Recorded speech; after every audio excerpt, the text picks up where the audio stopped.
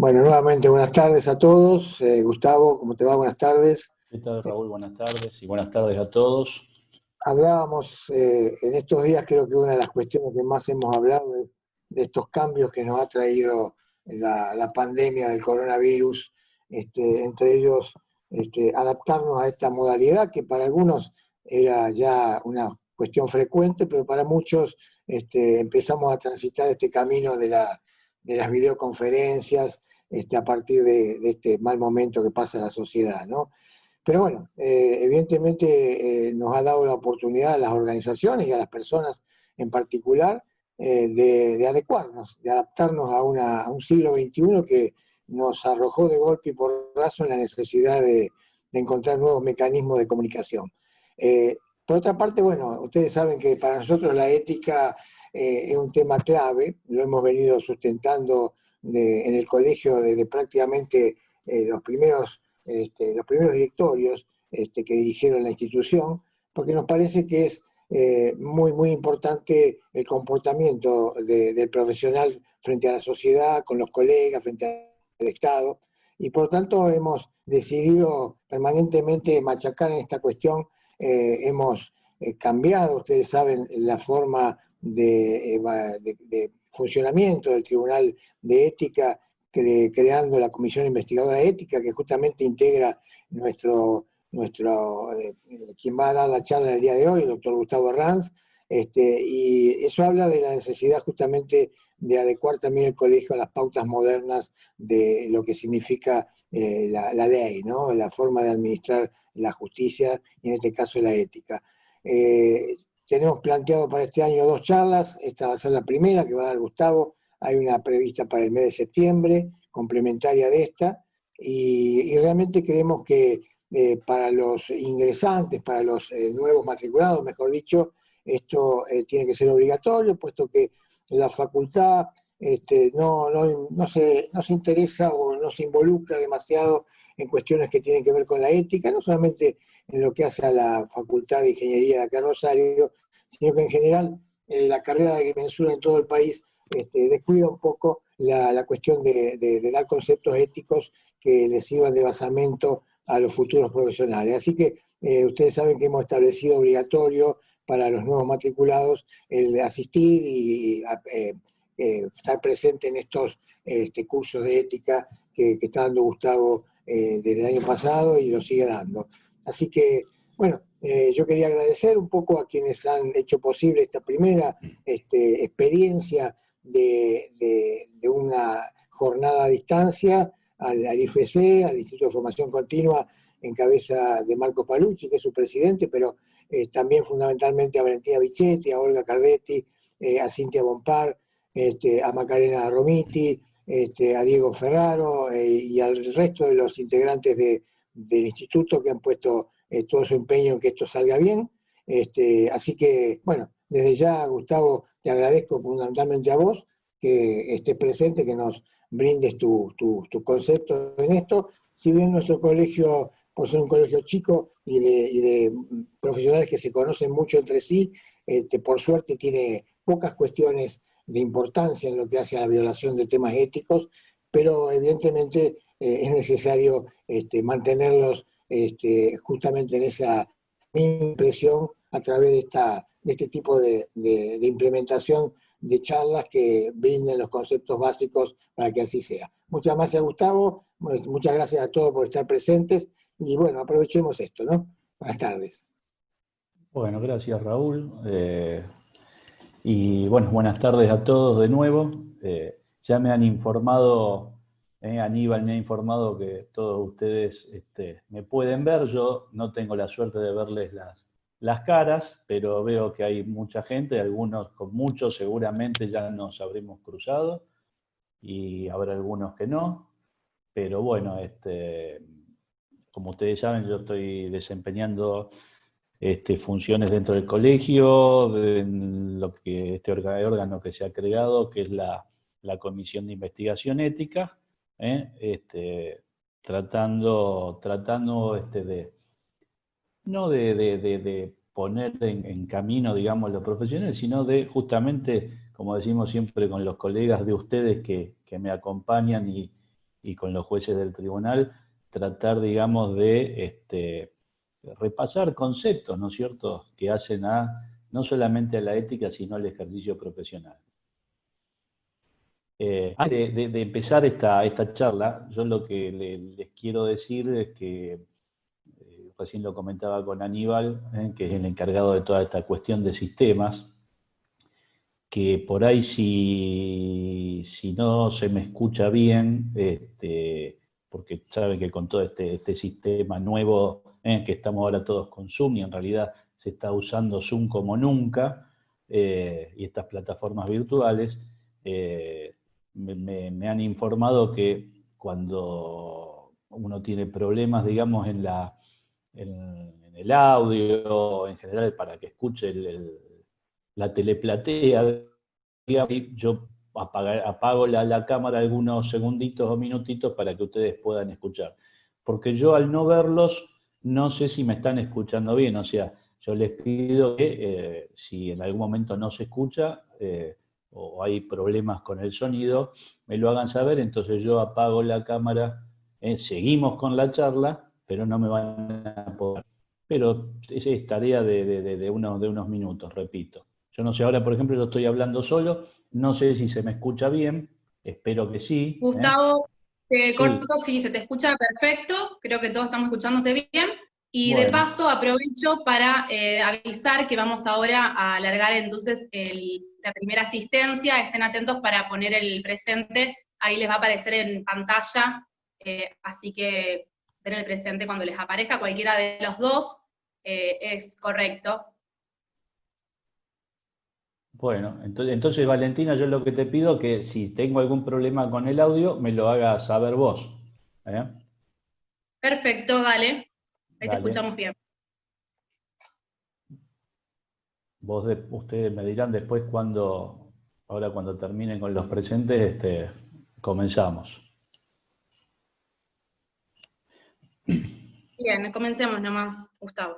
Bueno, las palabras del presidente del colegio recién han sido extremadamente acertadas, en el sentido de que el colegio ya hace varios años ha tomado, digamos, esta posta del tema de restaurar, digamos, porque en realidad es una temática que todos los colegios profesionales es como que la han reactualizado, el tema de poner la ética profesional, volverla a poner en el tapete. Digo, volverla a poner nunca tendría que haber desaparecido, ¿no? Pero volverla a poner en el tapete porque se han suscitado en muchos colegios, ha habido una cantidad en los últimos años de situaciones en las cuales la ética ha sido de alguna manera dejada de lado, la ética profesional por los profesionales, no todos obviamente.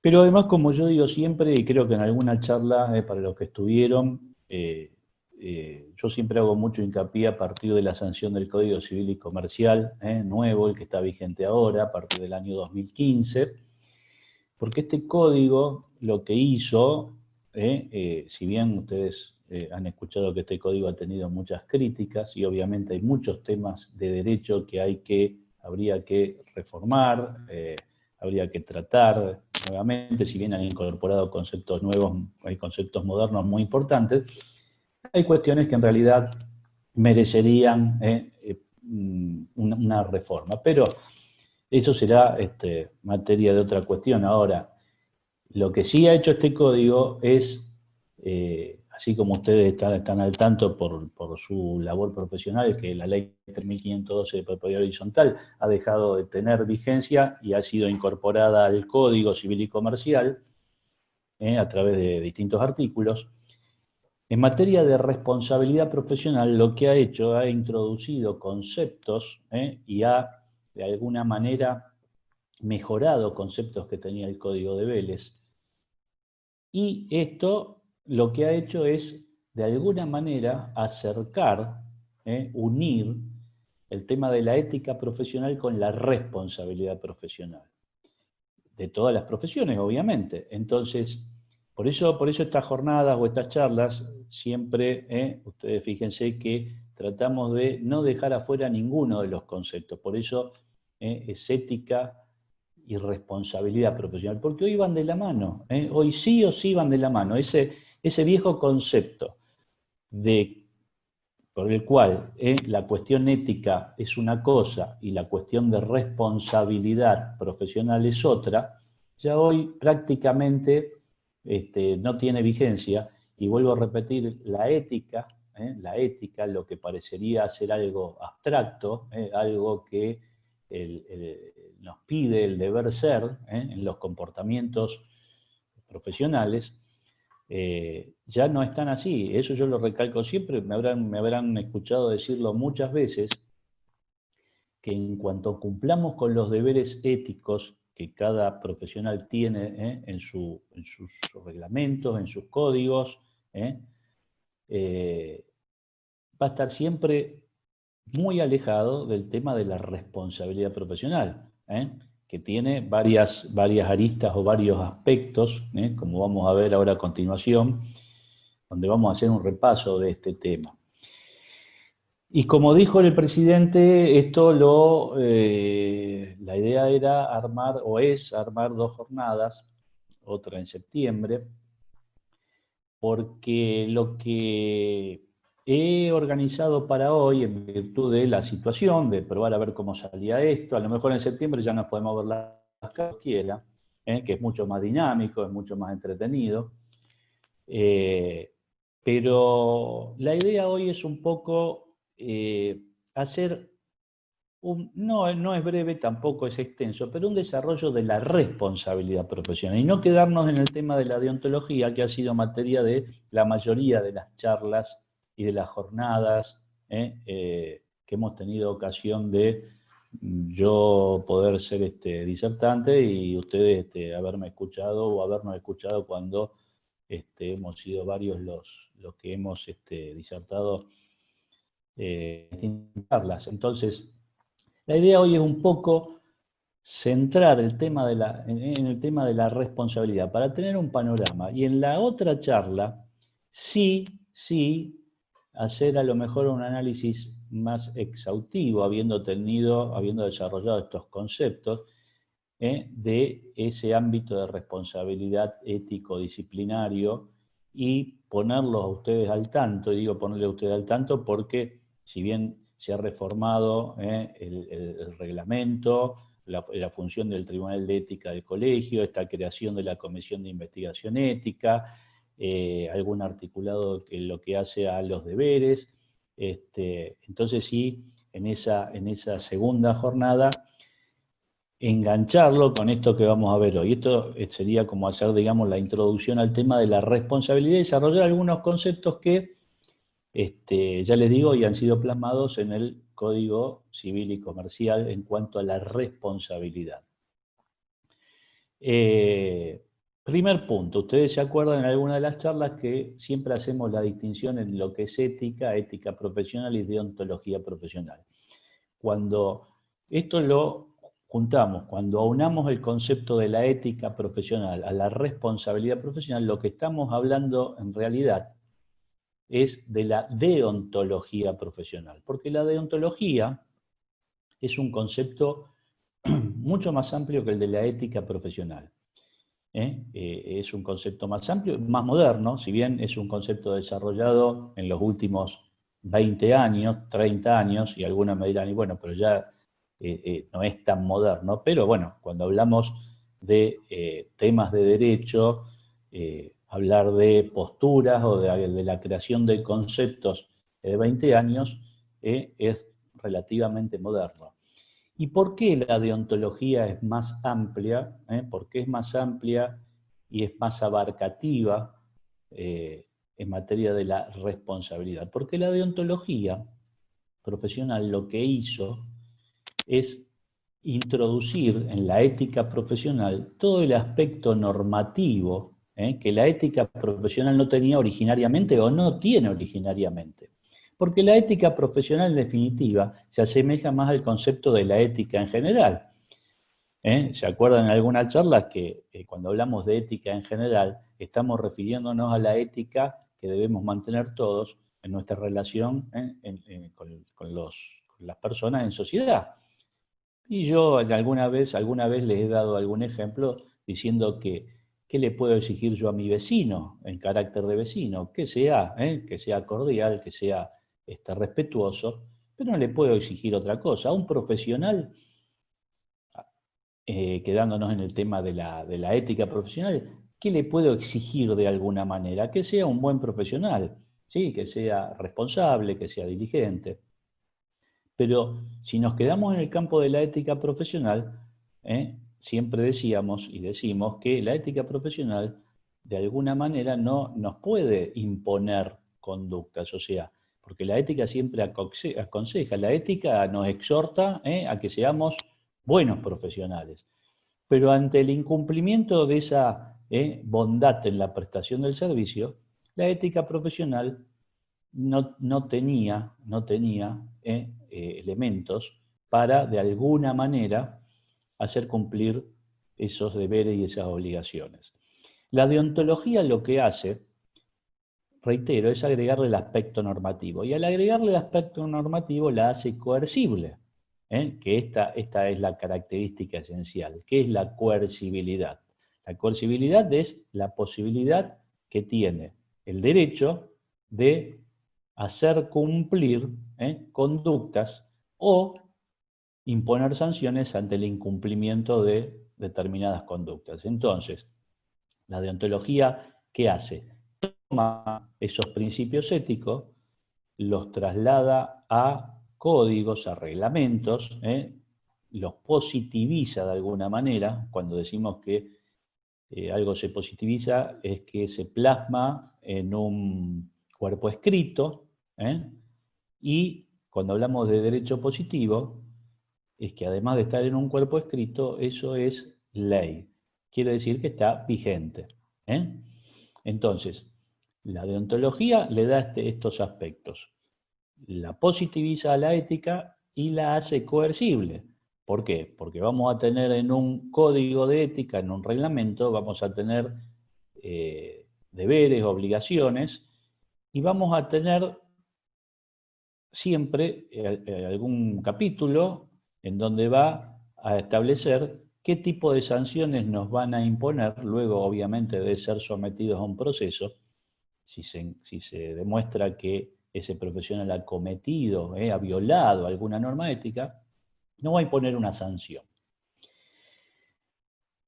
Entonces, repito, hoy la deontología prácticamente, cuando hablamos de deontología profesional, va de la mano de la responsabilidad profesional. Como estamos hablando de ética profesional y de deontología profesional, lo que tenemos que tener en claro es que es una profesión.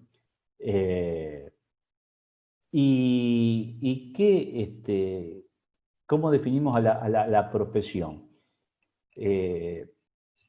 La profesión se va a considerar, digamos, ejercicio profesional, el ejercicio profesional, a toda actividad técnica o científica y su consiguiente responsabilidad, sea realizada en forma pública o privada, libremente o en relación de dependencia, y que reunieran la capacitación que otorga, ¿qué cosa? Un título habilitante, que ese título obviamente tiene que ser proporcionado por universidades oficiales o privadas, que estén reconocidas por el Estado, y se obtenga, repito, ese título habilitante para el ejercicio de la profesión. Siempre reglamentadas por el Estado, y la posibilidad de emisión de esos títulos por una autoridad competente. Por eso, cuando se habla de responsabilidad profesional, se deja fuera a todos aquellos que no son técnicamente profesionales. Porque, como yo digo siempre, en nuestra sociedad se llama o digamos, se le da la calidad de profesional a aquellas personas que técnicamente no son profesionales. Y eso yo también me habrán escuchado en alguna charla, que creo que lo hemos dicho, y esta es la gran diferencia de la responsabilidad en la prestación de un servicio o el desarrollo de un oficio. Si yo le llevo el auto al mecánico y el mecánico comete algún acto de inconducta, llamémosle como concepto genérico, ¿qué posibilidad tengo yo de reclamar esa inconducta? Tendré la posibilidad de acceder a la justicia ordinaria general, pero no tengo la posibilidad de acudir a un órgano o a un organismo que los nuclee y que les imponga una serie de cumplimiento de obligaciones y deberes.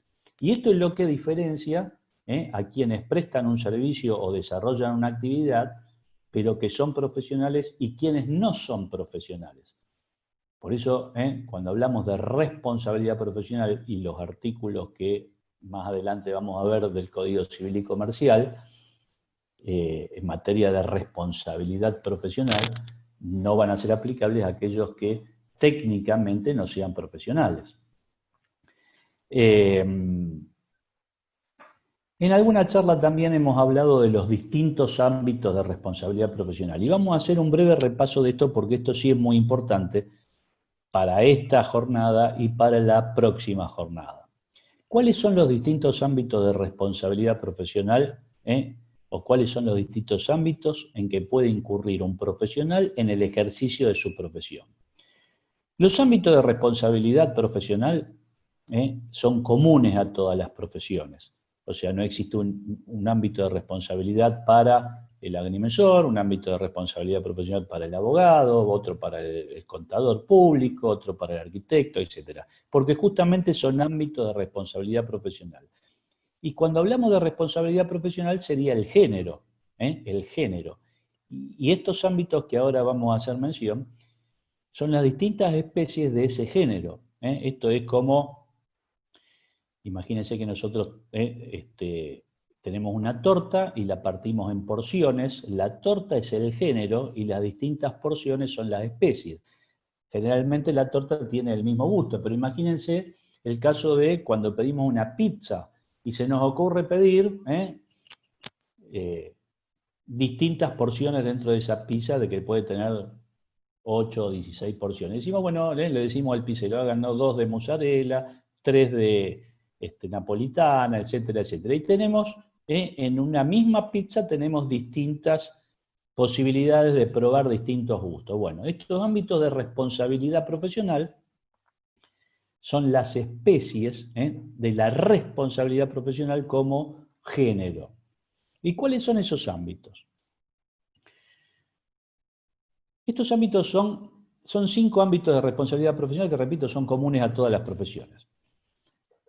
Ámbito de responsabilidad civil, ámbito de responsabilidad penal, ámbito de responsabilidad ético o disciplinario, ámbito de responsabilidad fiscal o administrativo o impositivo, algunos autores lo llaman de distinta manera. Y por último, un ámbito de responsabilidad que algunos autores llaman procesal y otros lo llaman ámbito de responsabilidad judicial. En el ámbito de responsabilidad civil, como concepto genérico, incurre todo aquel profesional que cause, a través de su accionar, cause un daño o un perjuicio a un tercero. En el ámbito de responsabilidad ético-disciplinario, va a incurrir todo aquel profesional que viole alguna de las normas que hacen al ejercicio de su profesión.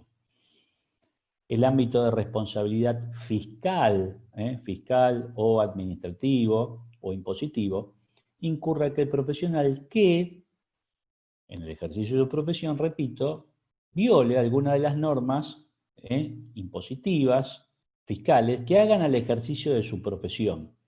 O sea, esto no tiene nada que ver con si el profesional no, por ejemplo, no paga impuesto inmobiliario en donde desarrolla su actividad, de su oficina, de su estudio. Sí, si evade, por ejemplo, el pago de su condición inscripta frente al fisco, por el ejercicio profesional. O si evade alguna obligación fiscal en relación a su trabajo, temas sellados, reposiciones, etcétera, etcétera.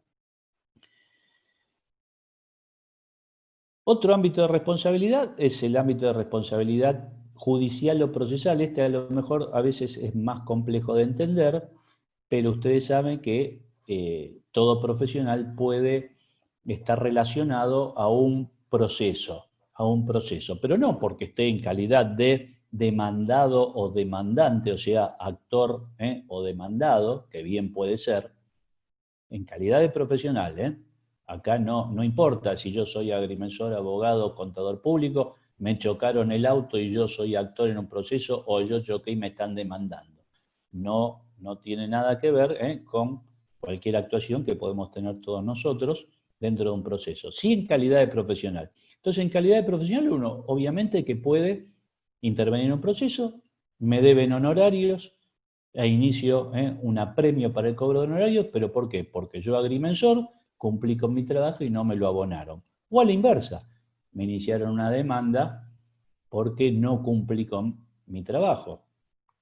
O además, ustedes saben que un profesional de cualquier índole puede, como yo siempre digo, estar vinculado, tener una participación dentro de un proceso judicial, por ejemplo, en calidad de perito.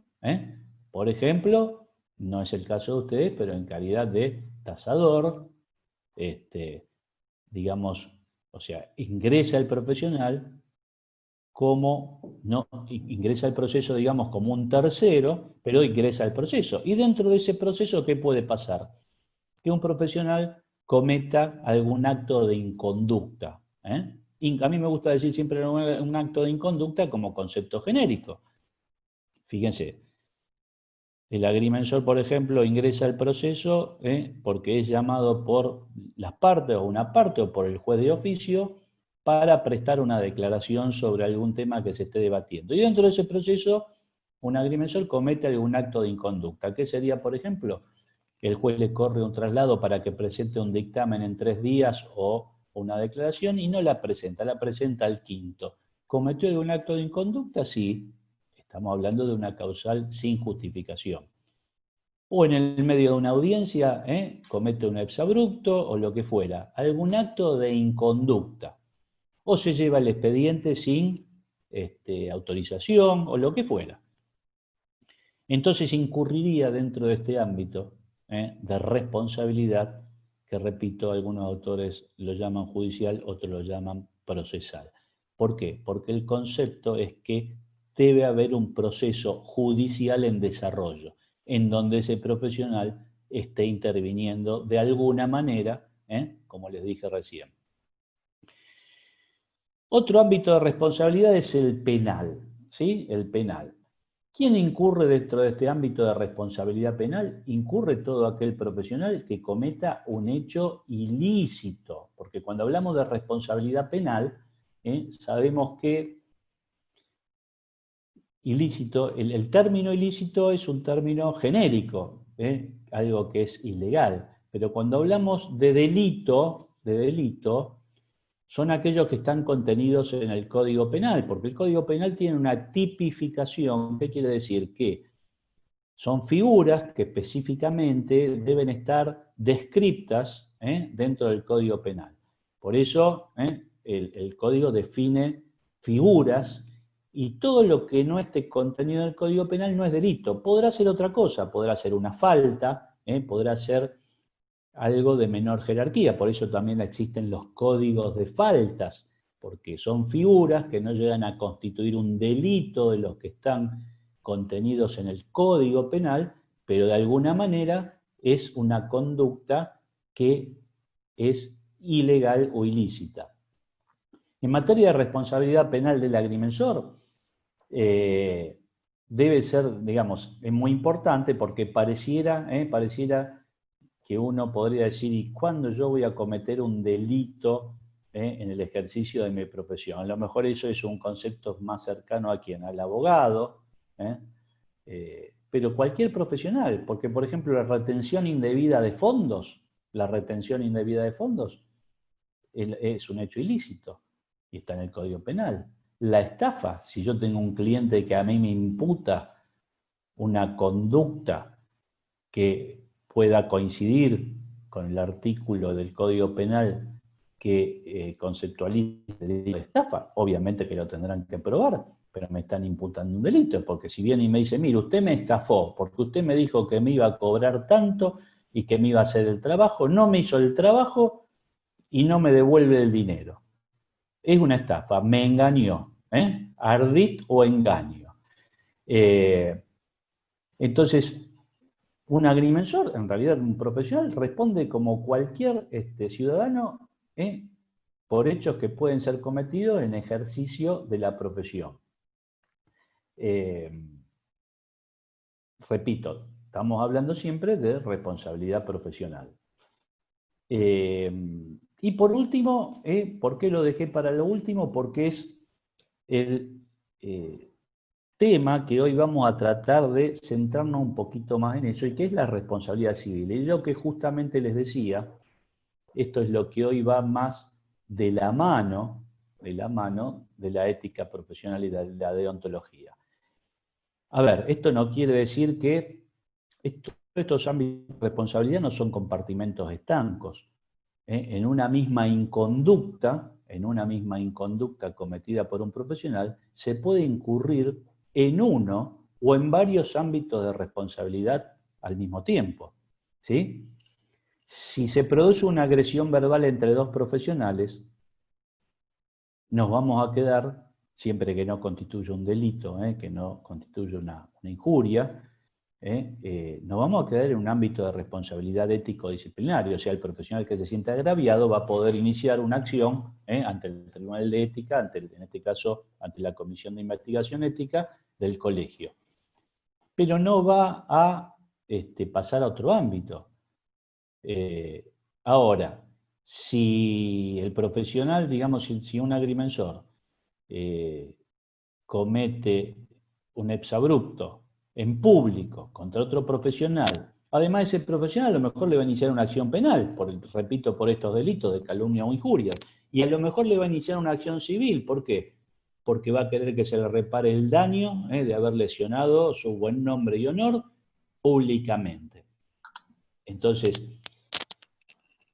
y no quiero adentrarme en otras situaciones, como por ejemplo la adulteración de un plano, la introducción de datos falsos en un plano. Ustedes saben que un plano es un instrumento público, es un instrumento público, y el concepto de instrumento público, ustedes están manejando constantemente instrumentos públicos, y saben que en el Código Penal existe el delito de adulteración, supresión, etcétera, de instrumentos públicos. O sea, si yo en un instrumento privado texto una parte del texto y lo salvo mal o introduzco algo que no debe ser, estamos dentro del ámbito de un instrumento privado. ¿Generar alguna responsabilidad? Sí, pero no me va a generar una responsabilidad penal, porque no estoy teniendo contacto con un instrumento público, no adulteré un instrumento público. Y el tema de los planos de ser instrumento público, y si yo digo, bueno, tacho esto y pongo esto, y bueno, hago que vi esto y pongo lo otro, nos haría incurrir en un ámbito de responsabilidad penal que obviamente va a ser optativo de aquel que se considera agraviado o perjudicado de ver si inicia una acción penal.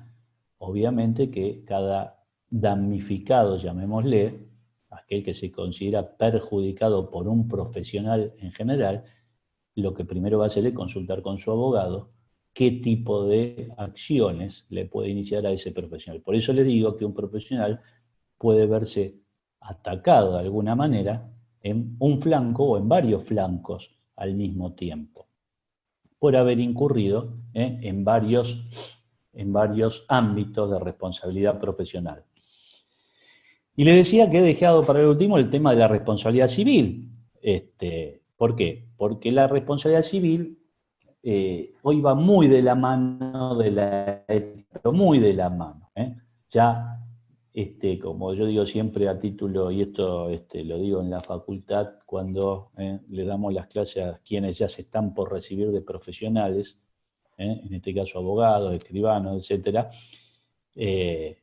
ya no es que digo, bueno, la ética me pide que me porte bien y que sea un buen profesional, y me voy a cuidar de no quedarme con el dinero del cliente o del comitente, porque ahí sí ya me va a hacer incurrir en un ámbito de responsabilidad civil, sino que a lo mejor la violación de alguna norma de que yo la tengo en el código de ética de mi colegio hace nacer automáticamente una acción para ese tercero que se considera damnificado por alguna conducta que yo he cometido. Entonces, este ámbito de responsabilidad civil, obviamente que en el caso de los agrimensores, como en el caso de la mayoría de las profesiones, nos referimos concretamente a la responsabilidad civil contractual, ¿sí? La responsabilidad civil contractual. ¿Y cuáles son las obligaciones profesionales del agrimensor? A ver, hay un concepto que lo sacado de yo hoy, bueno, si después el día de la segunda charla tenemos la posibilidad de que sea presencial, yo había preparado algunos cuadritos sinópticos y algunas cuestiones que hacen al desarrollo de algunos conceptos en tribunales, digamos, en distintos tribunales civiles, donde extraje de distintos fallos, de distintas sentencias, algunos conceptos que hacen al tema de la responsabilidad profesional, y también fallos que se llaman fallos plenarios, en donde coinciden muchos tribunales sobre un mismo tema, y que en materia de las obligaciones, digamos, de las obligaciones de los agrimensores, una cámara, la Cámara Civil y Comercial en la Sala Tercera de Córdoba, en un fallo, dijo que hay deberes que tienen que asumir quienes ejercen, son todos deberes que tienen que asumir quienes ejercen la profesión, y exige al profesional el cumplimiento de normas y responsabilidades en relación a actos ligados a su campo laboral, ¿sí? Ese es un concepto de responsabilidad profesional. ¿Y cuáles son las obligaciones profesionales del agrimensor? ¿Cuáles son esas obligaciones profesionales? Que en realidad son todas de su incumbencia. Cuando hablamos de obligaciones profesionales, digamos, directamente van a las incumbencias profesionales. El agrimensor digamos, desarrolla una profesión liberal, ¿sí? Y de hecho, por ser una profesión liberal, está obligado a respetar, yo creo que es el concepto de responsabilidad profesional más amplio, y que es el del secreto profesional.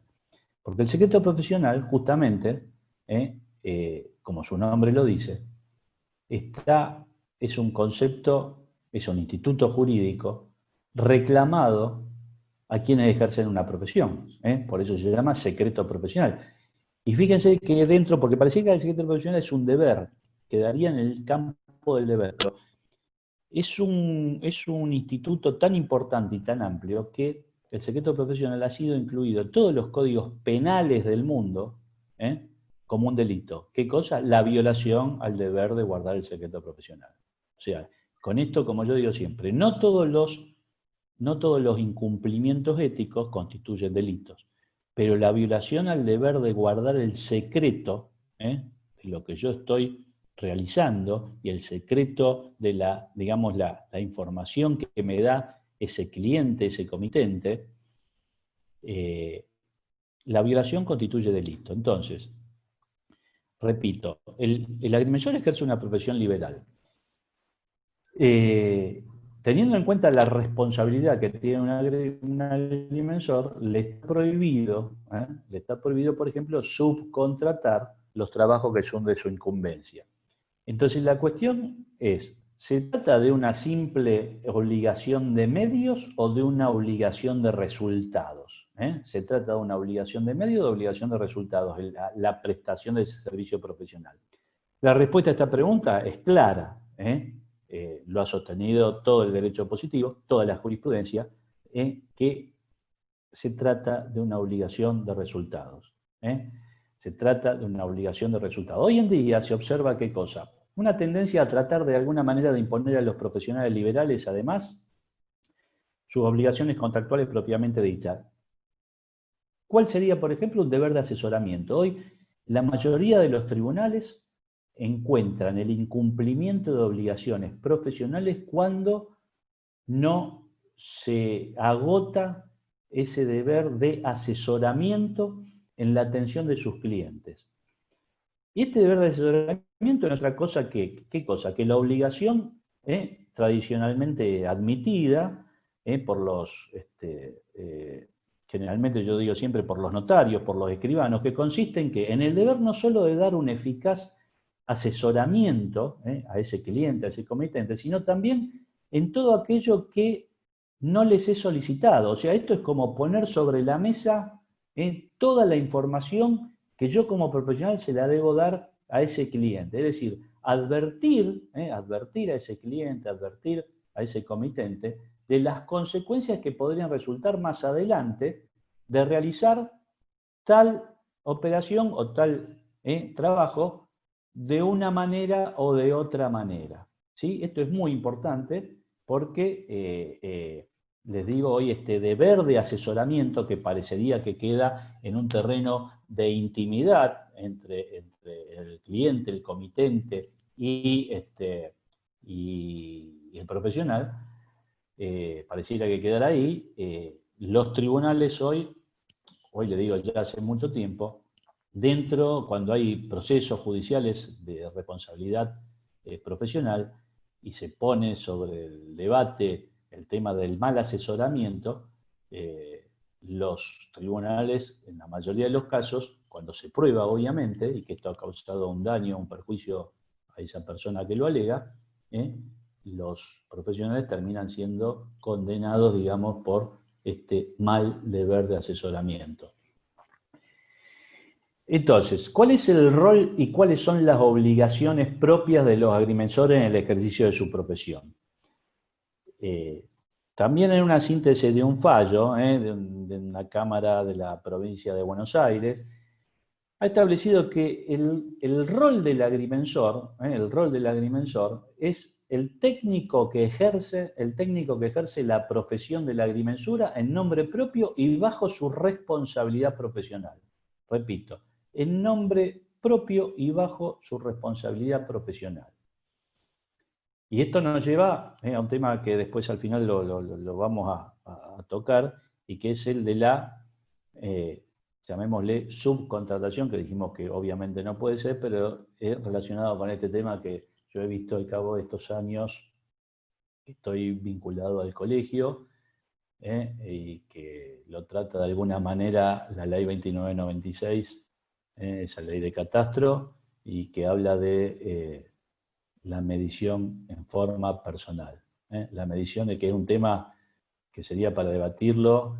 Yo tengo una postura sobre esa cuestión, porque yo creo que la ley debería ser reformada, y esto hoy en la modalidad de la prestación del servicio que realizan ustedes,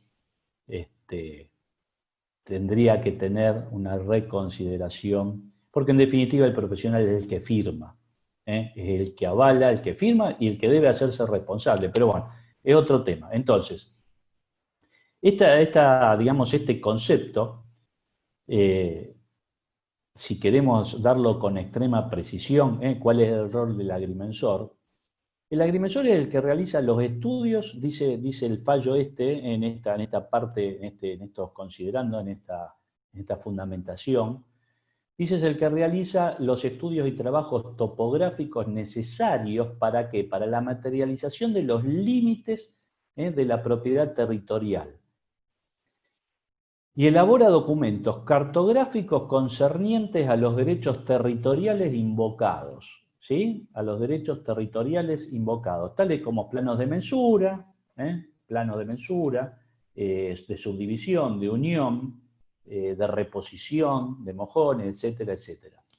Y además, el rol del agrimensor es aquel, digamos, debe ser el que estudia y elabora la documentación topográfica y técnica y de información geográfica en el marco de trabajos, obras, que pueden ser públicos o privados, y de ordenación del territorio. Ejecuta además las operaciones técnicas o estudios sobre evaluación y gestión y ordenamiento, por ejemplo, de la propiedad territorial, etcétera, etcétera. Entonces, de alguna manera, ya le digo, los tribunales en general, de alguna manera han aunado este concepto en cuál es el rol hoy del agrimensor. Y por lo tanto, se ha establecido, digamos, que, claro, el agrimensor tiene un monopolio profesional. Existe, sí, de alguna manera existe un monopolio. Digamos, el agrimensor puede realizar los estudios y trabajos que determinan el mojonamiento del límite de la propiedad territorial y no lo puede hacer nadie más. Y este monopolio se encuentra reforzado por los actos puramente territoriales, identificación de los bienes, cálculo de superficie, medianería, etcétera, que son auténticos del ejercicio del agrimensor.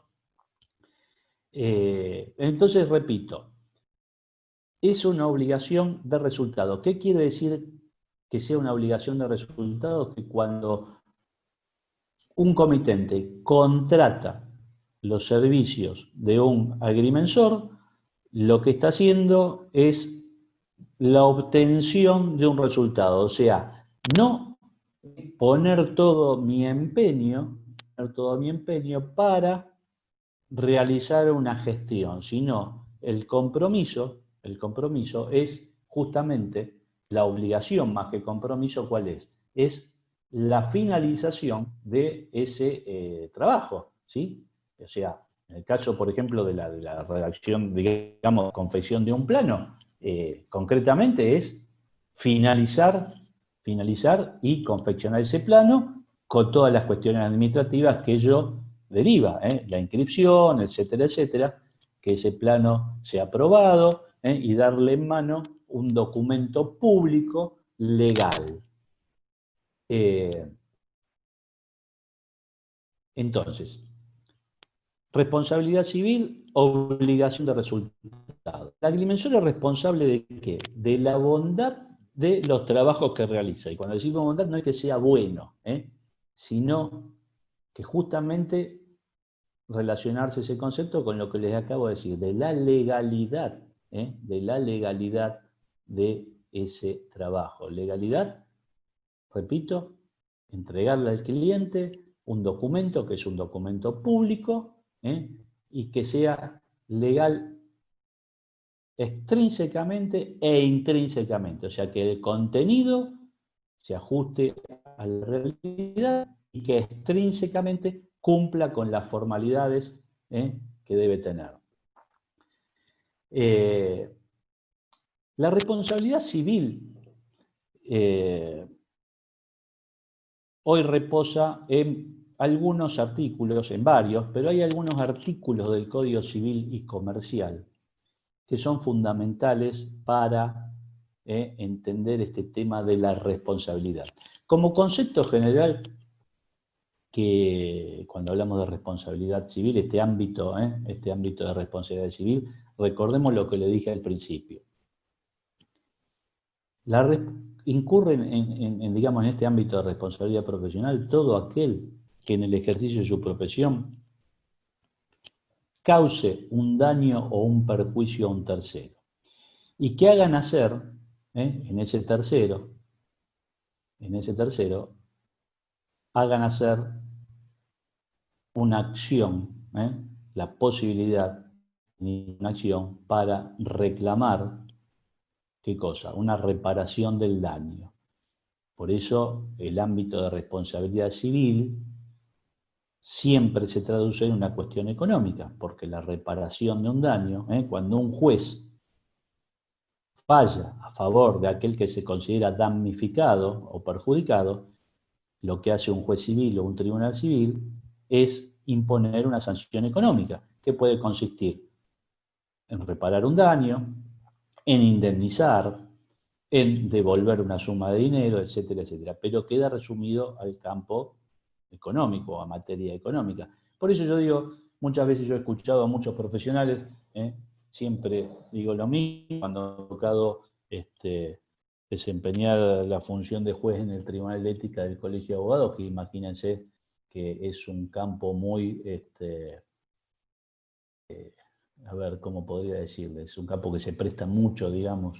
De hecho, siempre me preguntaban, y al día de hoy me preguntan cuántas causas hay en el Tribunal de Ética, cuántas había en su momento cuando yo ejercía en el Tribunal de Ética, cuántas causas había en trámite, y llegamos a tener casi 1000 causas, pero claro, es un colegio que debía tener en ese momento 10 o 12.000 matriculados, hoy debe tener 18 o 20, pero el hecho de que haya casi un 10% de causas, muchas causas relativas al mismo profesional, pero imagínense que era un número y es un número importante.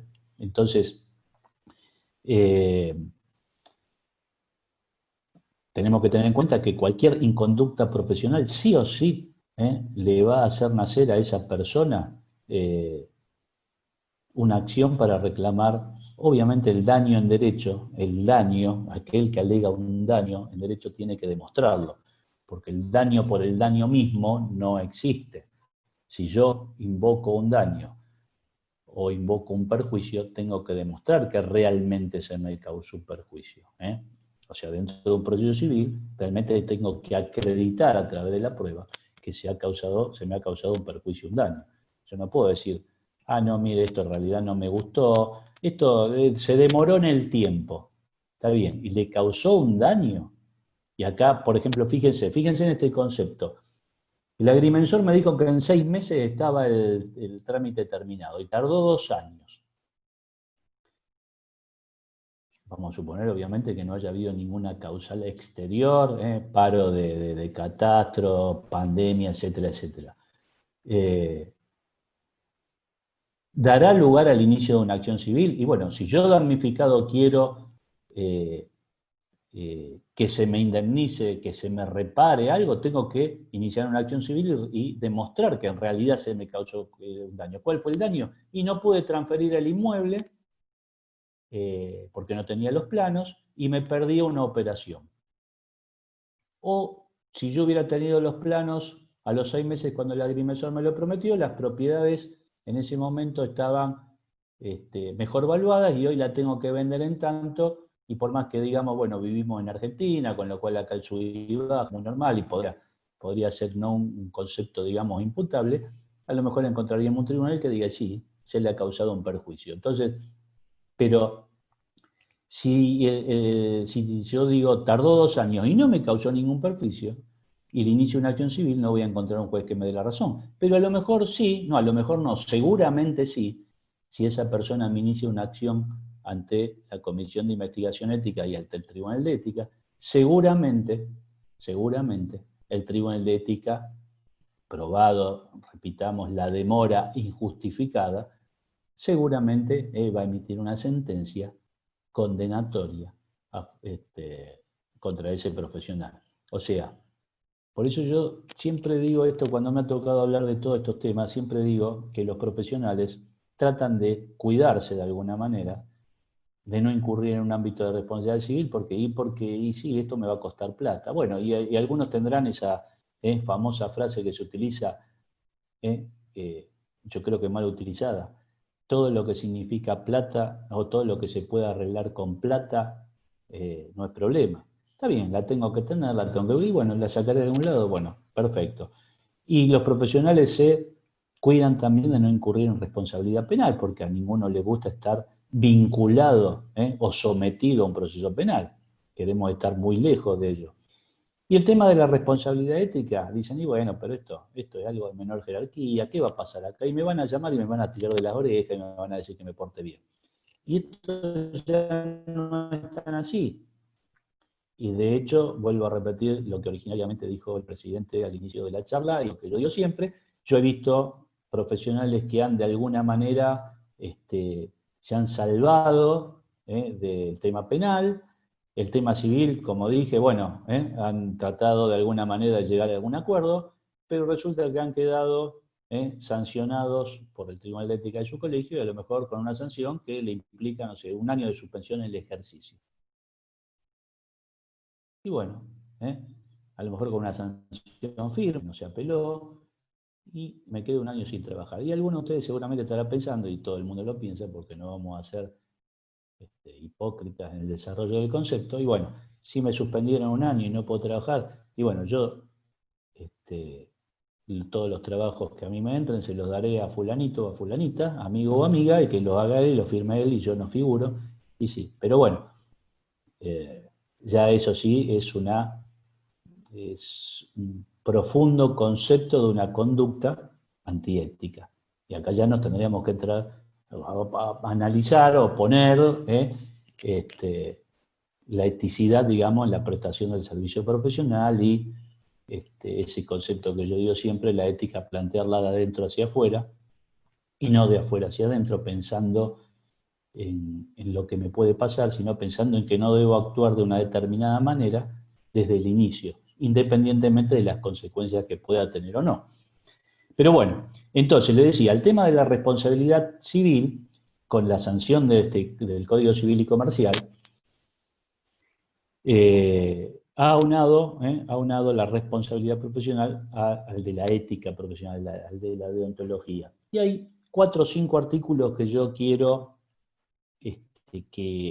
leérselos, digo leérselos porque de memoria no hay abogados, no hay, digamos, profesionales de derecho que le puedan recitar, ni magistrados que le puedan recitar de memoria el artículo, y menos un código que está vigente hace un tiempo. Yo digo siempre cuando desarrollo las clases en derecho, por ahí se me pasa de sí acordarme de algún artículo viejo del Código Civil, y automáticamente lo digo, ¿por qué? Porque lo he estudiado en la facultad, porque he ejercido 20 y pico de años la profesión, y uno ha estado mucho más tiempo en contacto con ese código y no con este código que tiene 4 años de vigencia.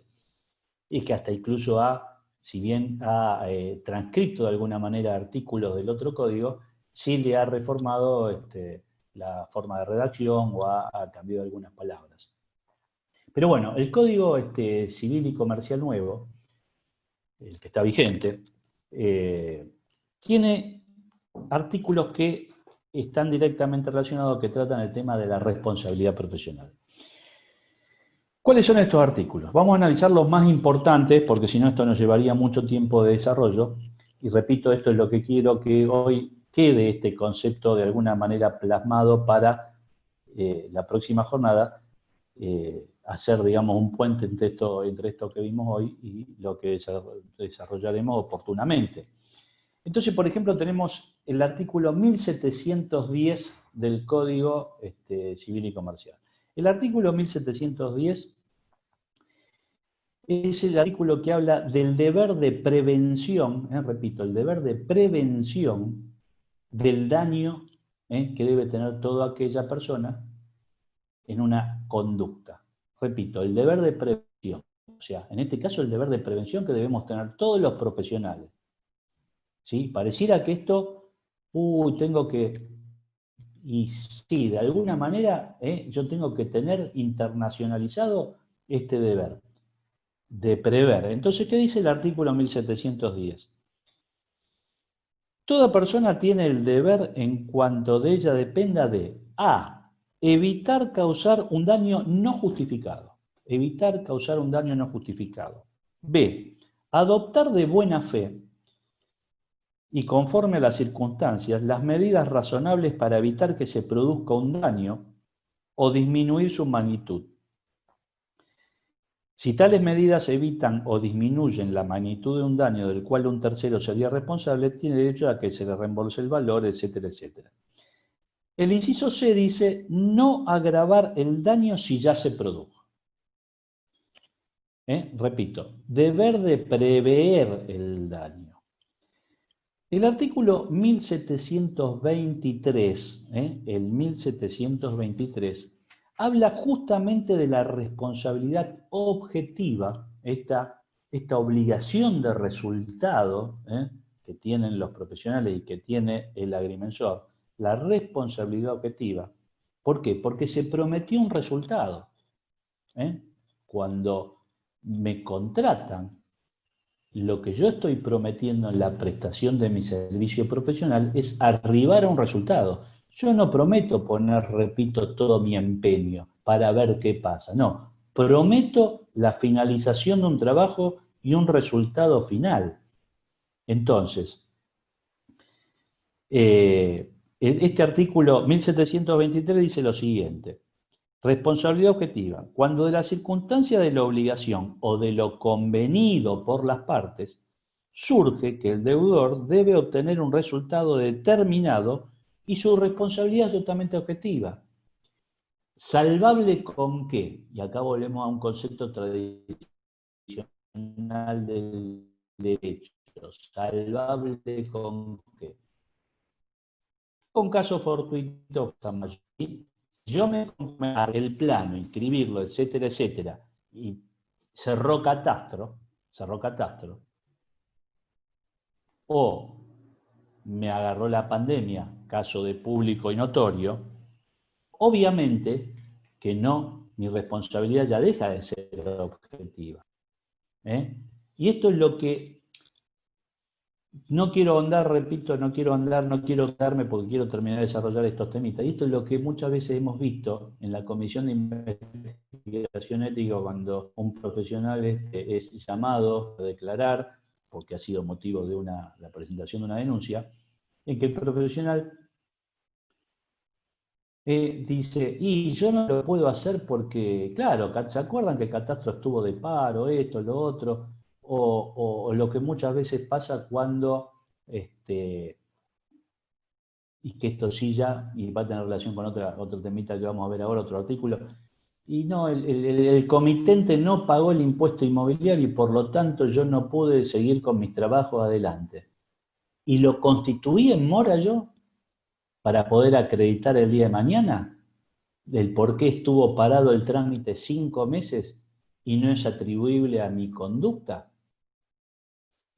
Lo constituí en mora, lo intimé, dejé constancia por escrito. No, yo se lo dije verbalmente y él me dijo, bueno, escúcheme, no, pero no voy a hacer problema. Y después, ya que terminado el tiempo, nos llega la carta documento en donde nos dicen que nos comprometimos a terminar los trabajos en tanto tiempo y resulta que, y uno le dice, pero si yo le pedí a usted cientos de veces que cumpliera su obligación porque si no yo no podía seguir con mi trabajo adelante.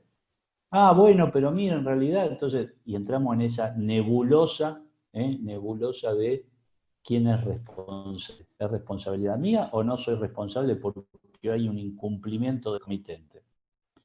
El artículo 1768, específicamente el que se refiere a las profesionales liberales, y dice lo siguiente: la actividad del profesional liberal está sujeta a las reglas de las obligaciones de hacer. La responsabilidad es subjetiva, excepto que se haya comprometido a un resultado concreto. Y repito, la responsabilidad civil del agrimensor, la de muchos profesionales, es de resultado.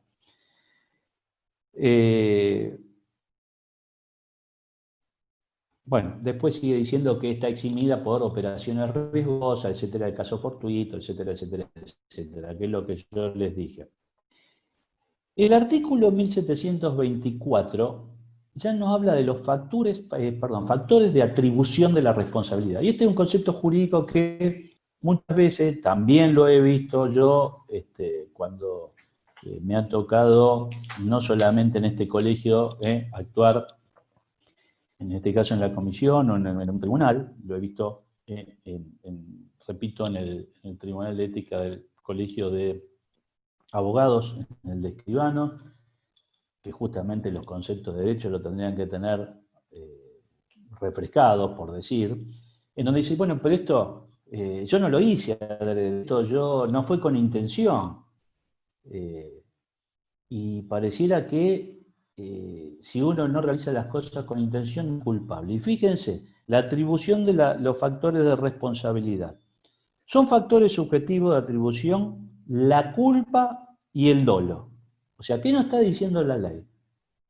La intención, obviamente, si yo le quiero causar un daño a alguien, el dolo intencional no resiste análisis. Y la culpa, no lo quise hacer. Esto yo no lo quise hacer. Por eso ustedes muchas veces habrán escuchado en los distintos medios, cuando se habla del homicidio culposo y el homicidio doloso. Y yo iba manejando por la calle, iba a 20 kilómetros por hora, cinturón de seguridad, viendo todas las señales de tránsito. Y en el medio de la se me cruzó una bicicleta que salió del costado. Se murió la persona. ¿Es un homicidio? Claro que es un homicidio. No es doloso, es culposo, porque todas las precauciones yo las tenía. Ahora, si yo iba a 120, y se me cruzó la bicicleta, por más que se me cruzó del costado, y yo nunca preví que del costado de la vereda iba a salir una bicicleta, ¿saben qué? El tribunal me va a condenar a mí, porque me tendría que haber representado la posibilidad de causar un daño, independientemente de que esa conducta, digamos, del ciclista haya sido totalmente irregular. Entonces, la ley lo que hace en materia de responsabilidad profesional es justamente esto. Decir, bueno, los factores de atribución de responsabilidad son el dolo y la culpa. No me venga a decir que porque usted no lo quiso causar, no es responsable. La culpa consiste en la omisión de la diligencia debida según la naturaleza de la obligación, según la naturaleza de la obligación. Y repito, ¿cuál es mi obligación como agrimensor? Terminar el trabajo, obligación de resultado. Y la circunstancia de las personas, el tiempo y lugar, obviamente. Comprende, fíjense qué conceptos que son fundamentales, y son conceptos que en derecho se le machacan a aquellos que deciden estudiar la carrera de abogacía y aquella que sea relacionada con el desarrollo de actividades jurídicas. Comprende la imprudencia, imprudencia en la prestación de mi servicio, la negligencia y la en el arte o profesión. Repito, la imprudencia, la negligencia y la impericia en el arte o profesión. Estos tres conceptos, sobre todo el de negligencia, hemos visto en esta actividad, cuando el profesional dice, y bueno, yo ya fui, había tomado las medidas, ¿y para qué voy a volver si ya las había tomado? Y a lo mejor hubo una variación, o un caso más grave, que hemos tenido algunos casos que analizar ante presentaciones que han hecho en contra de algunos agrimensores. Y no fui a medir. Algunos reconocieron, otros obviamente no reconocieron. ¿Por qué no fui a medir? Porque ya lo tenía y había ido hace unos años y eso no varió. Y resulta que hubo alguna variación. O calculé mal, porque no fui con el elemento. Hay cuestiones técnicas que ustedes obviamente las manejan mucho mejores que yo. Y resulta que da una medición distinta de la que realmente es.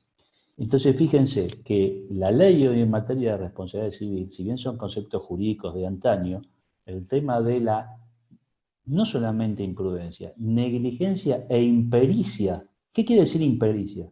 Que yo no soy apto, digamos, impericia. ¿Soy perito? Soy apto. Si yo trabajo o realizo una actividad con impericia, quiere decir que de alguna manera estoy realizando manipulación porque no soy apto. El dolo se configura por la producción de un daño de manera intencional o con manifiesta indiferencia por los intereses ajenos. Con manifiesta indiferencia por los intereses ajenos.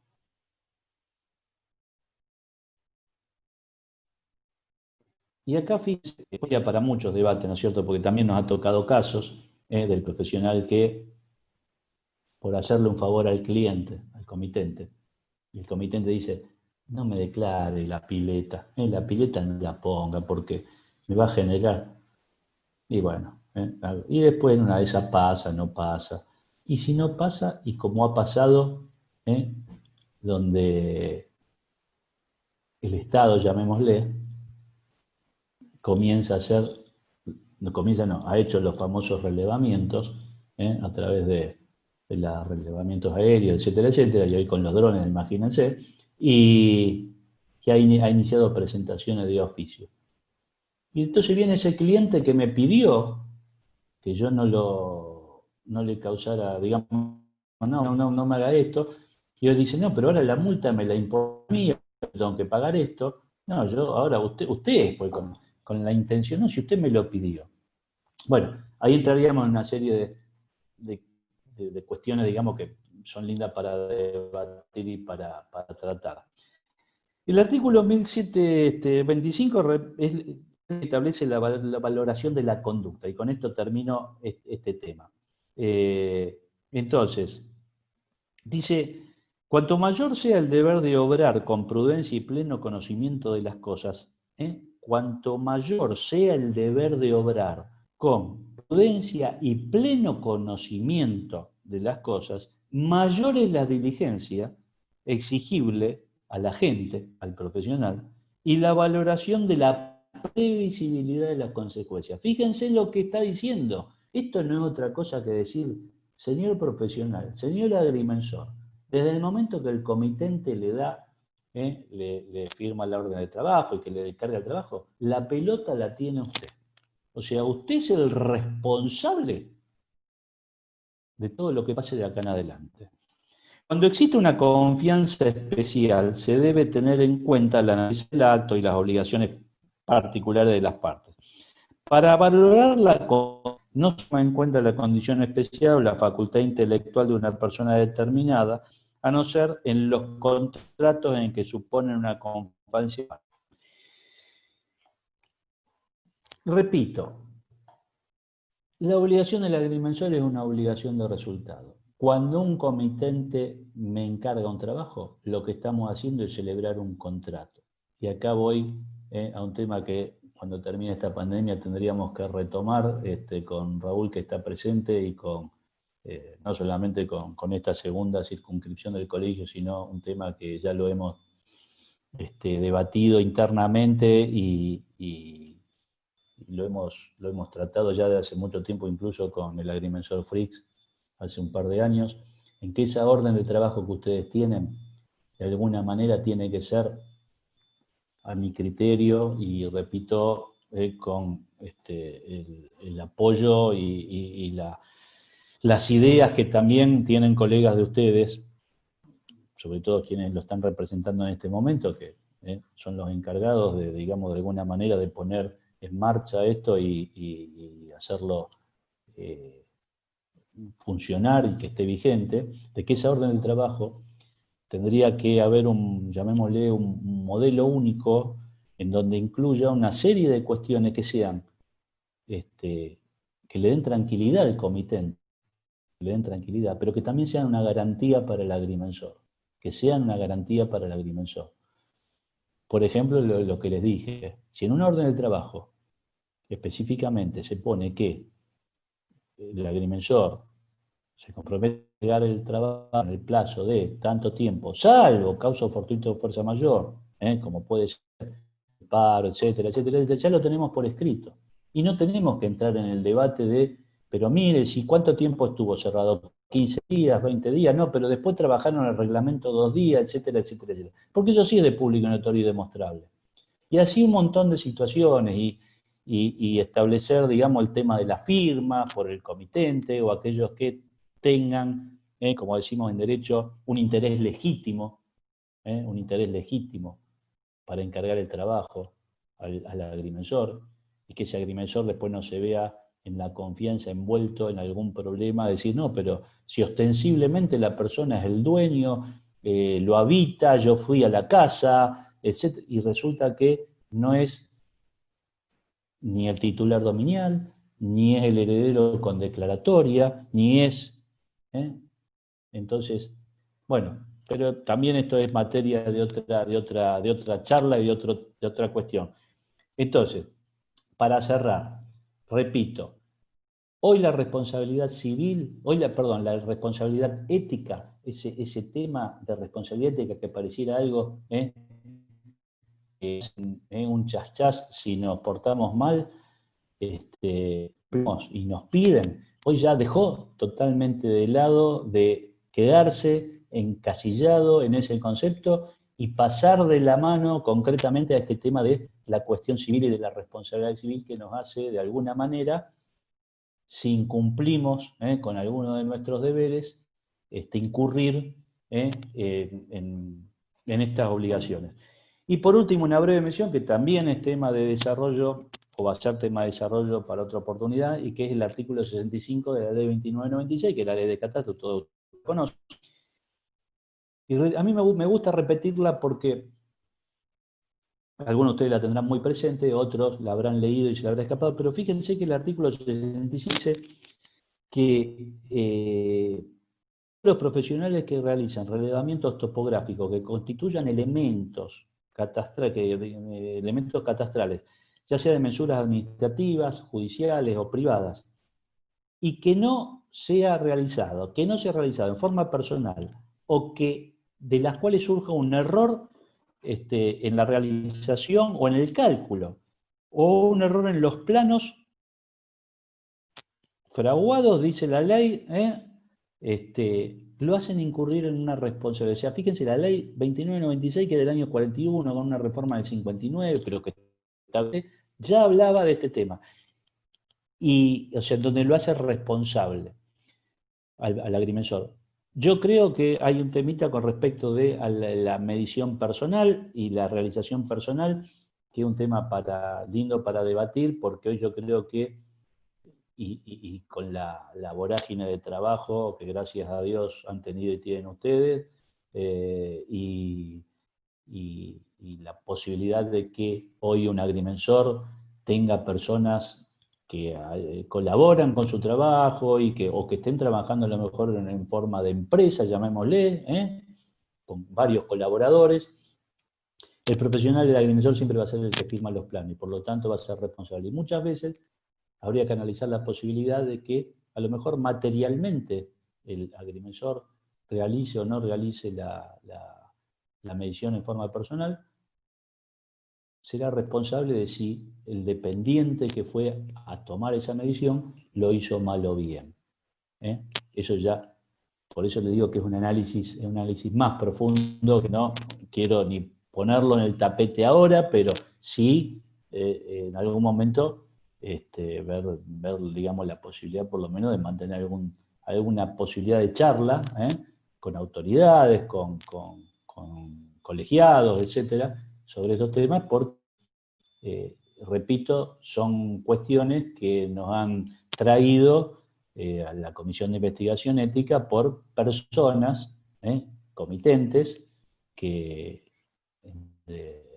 han imputado de alguna manera conductas o inconductas, en este caso porque diciendo que nunca le vieron la cara al profesional contratado para realizar el plan. A lo mejor el plan no ha terminado bien, digamos, no han tenido problemas, pero en una declaración han manifestado que si bien no tuvieron problemas con el plano, nunca ese profesional con el cual tuvieron una primera cita, una primera reunión cuando contrataron el servicio, después no fue el que materialmente fue a tomar esas mediciones. Pero bueno, dejemos. Bueno, no sé si lo he aburrido, hemos tratado de ser concisos, breves y en materia de que estamos, que no tenemos la posibilidad de un break, de tomar un cafecito, como siempre se ha hecho, y de, digamos, de descomprimir un poco y que esto sea una especie de un solo módulo. Así que les agradezco por su participación, por haberme escuchado en esta situación. Y creo que estaba previsto que si a partir de ahora querían hacer algunas preguntas, las hicieran, y tratar de contestarlas brevemente para no agobiar a todos ustedes y con cuestiones digamos que a lo mejor a alguno no le interesa o ya lo hemos debatido. Pero a ver, acá me han subido algunas preguntas que han hecho en esta posibilidad de question and answer que este sistema tiene. Yo las voy a leer porque ustedes, yo tengo entendido que no sé si las pueden ver. Vamos a repasar, son algunas preguntas y vamos a responderlas. vamos a obviar quiénes la hicieron. O sea, si estuviéramos presencial, ustedes hubieran visto que levantó la mano fulano y preguntó tal cosa. Acá una de las preguntas dice, ¿el ámbito de responsabilidad ética puede derivar a otros ámbitos de responsabilidad? Es decir, ¿el ámbito de responsabilidad ética se dirime inicialmente en el ámbito del colegio o hay alguna instancia indirecta a otro ámbito de la justicia? El ámbito de responsabilidad ética, como les dije, claro que puede derivar en otros ámbitos de responsabilidad, porque una misma inconducta, como les dije, inconducta como concepto genérico, puede hacer que esa acción nos lleve a que el profesional pueda responder en otros ámbitos. ¿Se dirime inicialmente en el ámbito del colegio? Eso es según quién inicie esa denuncia. Imagínense que si es el mismo colegio, por eso existen las denuncias de oficio, si es el mismo colegio a través de cualquier miembro del directorio, el directorio o cualquier miembro del Tribunal de Ética o de la Comisión de Investigación Ética toman conocimiento de alguna causa, se inicia una acción y si se ve que esa causa además, por ejemplo, tendría, siempre utilizando en términos hipotéticos, tendría alguna derivación, por ejemplo, en un ámbito penal, es obligación de iniciar una denuncia en el ámbito penal. Cuando se relacionan estos conceptos siempre me preguntan, y es un tema que viene siempre a colación, el tema del ejercicio legal, de aquel que desarrolla una actividad pero no está matriculado y no... Bueno, ahí en el ámbito ético el colegio no tiene ninguna participación, digamos, el Tribunal de Ética ni la Comisión de Investigación Ética, porque justamente no se puede evaluar una conducta antiética de aquel que no está matriculado. Ahora sí el colegio tiene la obligación de iniciar ante la justicia ordinaria una acción por ejercicio legal de la profesión. ¿Sí? Ahí ya es otra cuestión. No sé si he respondido, pero creo que más o menos está el concepto. Otra pregunta. ¿Es responsabilidad del Tribunal de Ética derivar la causa a otro ámbito de responsabilidad penal o es exclusiva potestad del denunciante si no se trata de una intervención de oficio de la Comisión de Investigación Ética? Bueno, es lo que acabo de decir. Si el colegio... A ver, acá hay que distinguir el ejemplo que les di recién, por ejemplo, como sería el ejercicio legal, que sí es deber del colegio, del colegio. Pero acá si en supongamos, una denuncia que llega a la Comisión de Investigación, denuncia un profesional por la inactividad de ese profesional, supongamos. Si dentro de la investigación que se realiza surge la posibilidad de la comisión de hecho ilícito, si ese denunciante lo manifiesta, el tribunal, la Comisión de Investigación Ética, no tiene obligación, sí le debe informar, es deber informarle a la persona que si cree que considera que hay una inconducta que puede hacerlo pasible de incurrir en un ámbito de responsabilidad penal, deberá consultar a un abogado e iniciar la acción. Ahora,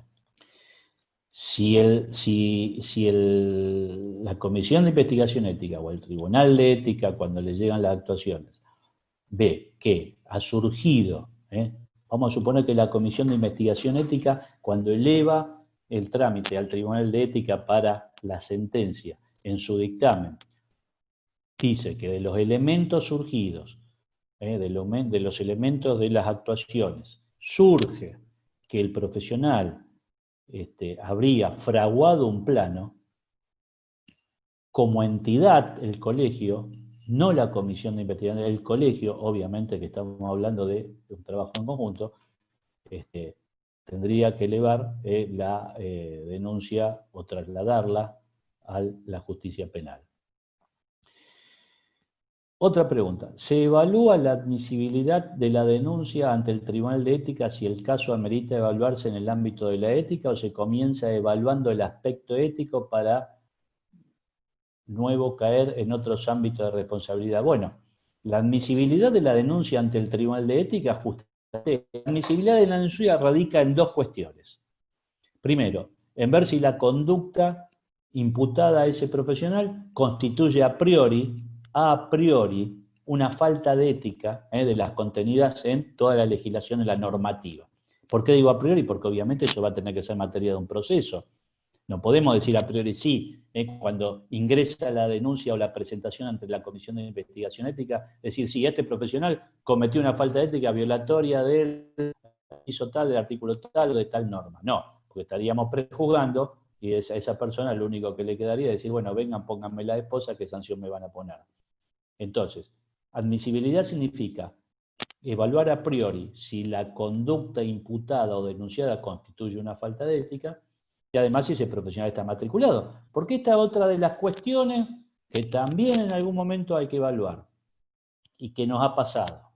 El caso de los profesionales que están jubilados, que están en esa situación, en esa nebulosa, de aquel que no está técnicamente matriculado, que yo te digo, lo he visto por primera vez en mi vida en este colegio, porque hay casos, por ejemplo, como en el colegio de escribanos, en donde un escribano puede acogerse a los beneficios y después seguir trabajando por un tiempo, y esto es lo que hace tener una serie de beneficios a los efectos del cobro, etcétera, que ya son cuestiones económicas, pero ese escribano sigue trabajando y comete un acto de inconducta y es sancionado. Esa sanción es de efectivo cumplimiento porque justamente puede seguir trabajando, porque la matrícula en realidad la tiene vigente, pero además, en este caso, y en algunos casos que yo sé que los colegios están estudiando de estos profesionales que están en esa situación intermedia, que esa sanción tenga alguna consecuencia en el tema de la jubilación, si bien es una cuestión de orden público, pero bueno, son cuestiones jurídicas que, digamos, que requerirían mayor explicación. Dos condiciones: si esa inconducta a priori constituye una falta de ética y si ese profesional está matriculado. Ahí dije, porque el final de la pregunta dice, ¿puede caer en otro ámbito de responsabilidad? Y sí, podría ser. Bueno, ahora veo que la persona que lo hizo, a la pregunta dice que ya son una sola. Más o menos estaríamos dando vuelta en realidad a lo mismo. Está el hecho de perseguir la preservación de la paz social en el ejercicio profesional dentro de las cuestiones que pueden ser motivo de comportamiento no ético, es decir, elegir examinar el conflicto en lugar de buscar una solución. Bien, la solución, digamos, los tribunales de ética y la comisión de investigación ética es siempre evaluar el comportamiento ético y dejar de alguna manera, sobre todo cuando son denuncias de parte, llamémosle, dejar librado a que esa persona, el presentante, el denunciante, inicie otro tipo de acción disciplinaria en el caso de considerarse perjudicado o que se ha cometido un delito en la prestación de servicio. Acá me piden que si puede mencionar los artículos del Código Civil y Comercial, solo el número. Bueno, sí, los artículos que más o menos analizamos son el 1710, que es el deber de prevención del daño de todo profesional, el artículo 1723, que es el que establece la responsabilidad objetiva, el artículo 1724, que son los factores de atribución de la responsabilidad profesional, que nos habla de la culpa y el dolo, el artículo 1725, que es el que nos habla de casos de impericia, imprudencia o negligencia, y el artículo 1768, que es el que nos habla de lo relativo a las profesiones liberales. ¿Qué recomendaciones podría sugerir para los nuevos profesionales respecto a los resguardos que deben tener en sus primeros trabajos? Esto es muy amplio. Porque las recomendaciones son siempre las mismas y pareciera que acá nos ponemos un poco en maestro ciruela, como yo digo siempre, y de hecho la función que tratamos de cumplir, porque pareciera que esta comisión de investigación ética de la cual yo hoy me toca formar parte, pareciera que lo que ha venido a hacer es a meterse e investigar, obviamente que es una comisión de investigación, pero a meterse, a profundizar en las conductas, y hay profesionales que se sienten, digamos, vejados en su trabajo, y justamente es una comisión de investigación ética, es lo que la justicia ordinaria hace un fiscal, una fiscalía. Bueno, con todo este último acontecimiento es lo que deberían hacer. Pero bueno, en general digo, no en cuestiones políticas, sino en todo este tipo de cuestiones que han sido de público y notorio en los últimos tiempos, en donde se analiza la víctima y no el victimario. Entonces, pero hay muchos profesionales que se sienten, digamos, vejados, ¿cómo me van a investigar el trabajo que yo hice? Si yo lo hice con total diligencia y... Bueno, pero estar en presentación de una persona que tiene todo su derecho a hacer la presentación y decir, considero tal cosa. Entonces, repito, ¿cuáles son los resguardos? Muchos, muchos. Y que yo diría que además van de la mano con ese temita que les acabo de decir de la orden de trabajo, que la orden de trabajo, ya repito, es una garantía para las dos partes, es una garantía de la exigencia de cumplimiento por parte del comitente y es una garantía de la liberación de alguna responsabilidad que pueda ser de alguna manera falsamente imputable al agrimensor. Pero recomendaciones habría muchas, y la recomendación principal es lo que les digo, cuando para aquellos profesionales que son nuevos en el ejercicio de profesión, plantéensela siempre de adentro hacia afuera, no pensando en lo que me puede pasar, y mientras a mí no me agarren, y yo sigo trabajando de esta manera. Total, hasta ahora no me agarró nadie, pero siempre hay una primera vez, y si así no me pasa, estoy planteando mal el ejercicio de mi profesión. Si yo sé que esto no lo debo hacer, no lo hago, porque hace a la calidad de la prestación del servicio profesional. Calidad de la prestación profesional. Esta materia en una reunión presencial, en donde nos pudiéramos ver las caras y en donde a lo mejor pudiéramos dar algunos conceptos en virtud de lo que hemos venido viendo a través de algunos casos que se han tramitado o que están en trámite ante la comisión, de ver qué tipo de situaciones puntualmente podríamos, digamos, incluir dentro de este tema de las recomendaciones. Otra pregunta que veo acá es, con respecto a lo mencionado sobre la orden de trabajo, ¿se puede intentar rediseñar un modelo de orden de trabajo conteniendo disonancia? Sí, justamente es lo que habíamos empezado de alguna manera a tratar y a tirar ideas sobre la mesa y, bueno, hacer algo que formalmente sea, yo diría obligatorio, por más que no le guste el término, obligatorio para todos los profesionales, hacer como una orden de trabajo obligatoria, que la tengan todos los profesionales y que la tengan todos los comitentes.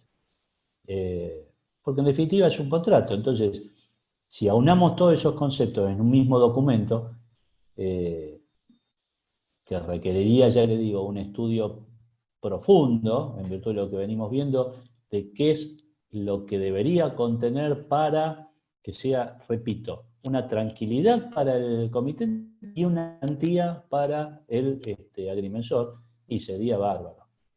Pero bueno, ya retomaremos estos temas más adelante. Otra pregunta, si existe un término de prescripción sobre la responsabilidad profesional sobre una actuación o sobre un plano inscripto. El término de prescripción sobre una imputación de una conducta sí existe, como todas las acciones judiciales que tienen prescripción. O sea, yo no puedo venir hoy a denunciar en el año 2020 a denunciar a un profesional que en el año 2005 me realizó un plano y hoy me ha causado un daño. La gente no sabe a esto porque no tiene la obligación, nadie lo sabe. Y ninguno de ustedes, ni yo, sé todos los términos de prescripción de las acciones porque justamente están contenidas en el Código Civil. Nosotros siempre tenemos en la cabeza las prescripciones ordinarias, por ejemplo, la prescripción para la adquisición de un inmueble. Entonces hablamos de los 20 años, los 10 años, usucapión, porque más o menos es un concepto que todos los ¿qué tiempo tengo para reclamar los daños derivados de una nueva? Entonces, vamos al código, etcétera. Porque resulta que yo le quiero reclamar al ingeniero que me hizo el y voy a los 2 años, ¿no? Y prescribió los 6 meses, o otra prescribió al año, etcétera, etcétera.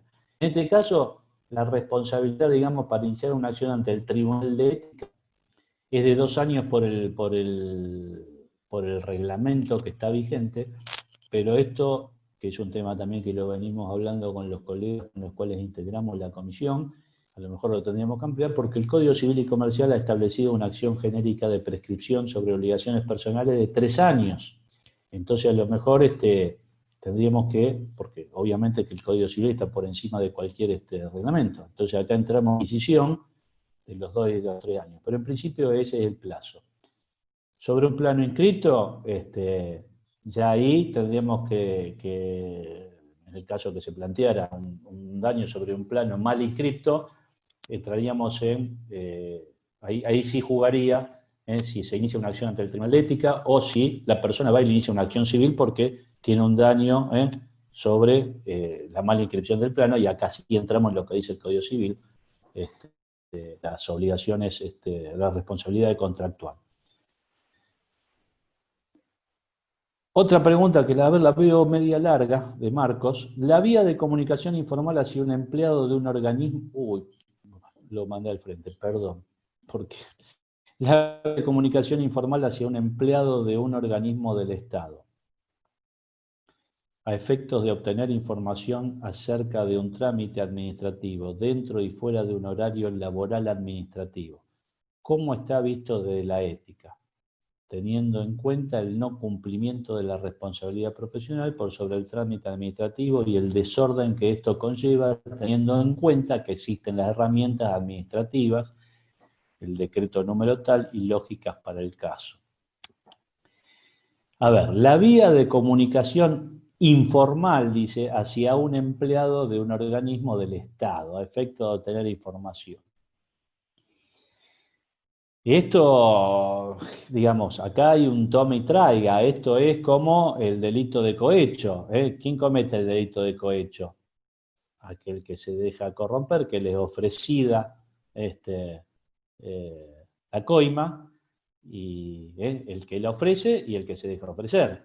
O sea, un empleado administrativo de un organismo del Estado debe dar información informal a un profesional que lo hace también en forma informal y plantea dentro y fuera. Y no, si ustedes me preguntan desde el punto de vista de la ética, no.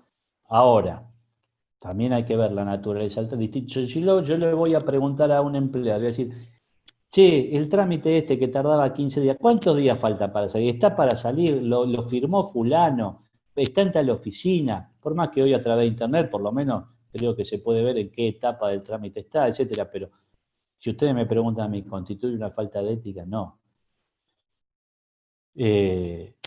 No lo podríamos incurrir como una cuestión ética. Ahora, ¿es ético que un empleado administrativo esté constantemente brindando información de este tipo? Y ahí sí ya incurriría en una conducta antiética, que además acá tendría una trascendencia si un empleado, ya sea un empleado público, nacional, provincial o municipal, lo que fuera.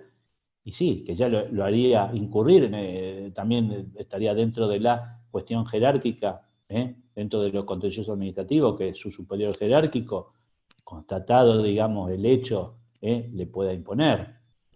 Este tema también da para muchas cuestiones, y que hay muchos de ustedes que habrán estado presentes en distintas charlas han planteado el tema de aquellos que hacen una actividad y la obtención de determinados, beneficios en la aceleración o no de los trámites, etcétera, etcétera. Pero hoy me quiero salir de este tema. Otro tema, ¿la Comisión de Ética tiene funciones o le corresponde la tarea de mediador entre el profesional y el denunciante? Bueno, la Comisión de Investigación Ética tiene funciones. Técnicamente no es una oficina de mediación. Técnicamente no es una oficina de mediación. Ahora, Desde que se ha creado la Comisión de Investigación Ética conjuntamente con quienes están conmigo, que a ver, es público y ustedes saben, es el agrimensor Eugenio Di Renzo y Gabriel Fricks.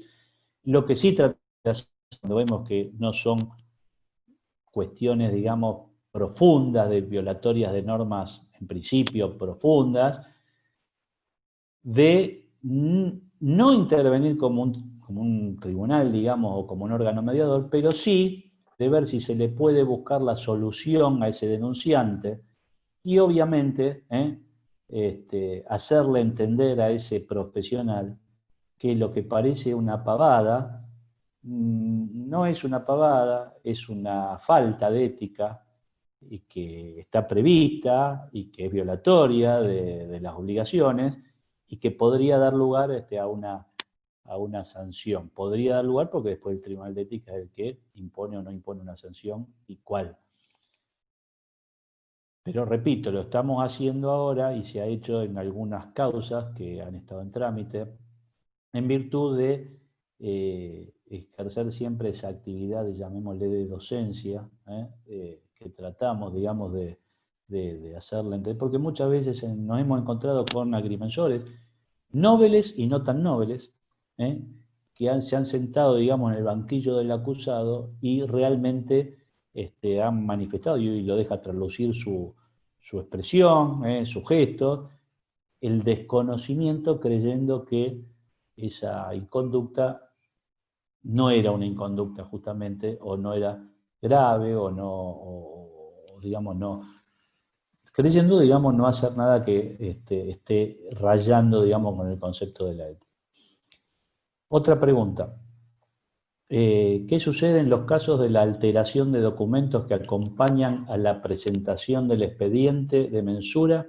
Por ejemplo, solicitud de inscripción del plano ante el CIT, ya que el mismo no se convierte en documento público como plano. A ver, alteración de documentos que acompañan a la presentación. Todo documento que acompañe a la presentación de un plano se transforma en instrumento público. Esto para que ustedes lo entiendan. Por ejemplo, un expediente judicial es un instrumento público. Si adentro de un expediente judicial se incluye, por ejemplo, una fotografía tomada como prueba, supónganse, al ingresar dentro del expediente judicial eso toma el carácter de instrumento público. Si yo tengo una foto en mis manos, y la tengo acá en este ámbito, eso es un instrumento privado. Lo rompo, no pasa nada. Si esa foto va a parar a un expediente judicial, adquiere el carácter de instrumento público. Por lo tanto, yo entiendo que toda documentación anexa que sea requerida para el expediente de mensura, adquiere o adquiriría el carácter de instrumento público. No solamente el plano final que sale y que se entrega al comitente sería instrumento público, sino ese expediente de mensura, y más al estar en un organismo público, toda la documentación que esté adentro, porque por ejemplo, hoy por hoy la orden de trabajo es un instrumento privado. Esa orden de trabajo, si está ingresada en ese expediente de mensura, y surge que la firma no es del comitente, si bien era un instrumento privado, hoy adquiere el carácter de instrumento público. No sé si se entiende, pero bueno. En cuanto a las demoras en trabajos por causas ajenas al profesional, ¿qué tipo de notificación recomienda? Y obviamente todo lo que se pueda demostrar, todo lo que pueda ser acreditable. Me dicen vía correo electrónico es suficiente, y bueno, hoy el tema informático, si yo puedo acreditar que fue recibido por el destinatario, sí. La acreditación de la recepción es discutible. Yo diría que los medios tradicionales, carta documento, telegrama con copia, todo lo que uno pueda acreditar que realmente esa persona tomó conocimiento de la notificación que se le quiere hacer, es lo más recomendable. La última. Cuando nos encargan un trabajo y resulta que otro profesional lo había iniciado, ¿cómo debemos actuar? Si constato automáticamente, porque eso ustedes lo hacen, porque a través del colegio, cuando hay otro profesional que ya está interviniendo o había una orden de trabajo vigente o hay una constancia a través del colegio que eso en ese trabajo estaba actuando otro profesional, no lo debo iniciar. Como yo digo siempre, no debo poner un dedo en la iniciación del trabajo. Obviamente primero lo tengo que llamar a ese comitente y decirle, pero mire, usted le encargó, sí, mire, yo hace 10 años le encargué, pero fulano de tal nunca tuve más. Bueno, primero solucionar esa cuestión, aclararla, ponerse en contacto con el otro profesional, aclarar la situación con el otro profesional y una vez que esté todo aclarado, ver si pongo manos a la obra o no. Repito, manos a la obra o no. Y ver cada situación, digamos, es particular. A lo mejor ese profesional al cual le encargaron el trabajo hoy está jubilado, supongamos. O ese profesional hoy no tiene más la matrícula vigente, pero quedó algo en trámite, llamémosle, en el colegio. Ni qué decir de que si hay un trabajo, digamos, vigente, con el profesional vigente, matrícula vigente, ejerciendo su profesión,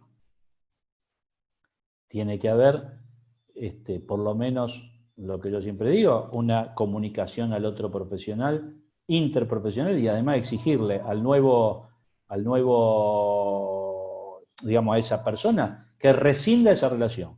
Tráigame una carta de documento en donde usted le comunica la rescisión del contrato, que tendrán que solucionar sus temas, si le debe o no le debe honorario, etcétera, etcétera.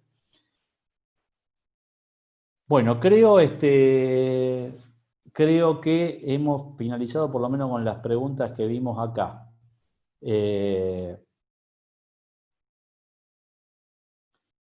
Si el comitente no nos dice, no tenemos forma de saberlo. No, yo creo que no. Tengo entendido que no es así porque en el colegio hay registros de si hay un ingreso de trámite de otro profesional. Obviamente que si estuvo ayer estuvo ayer y contrató un profesional y hoy me viene a ver y seguramente no. Y obviamente que eso será acreditable.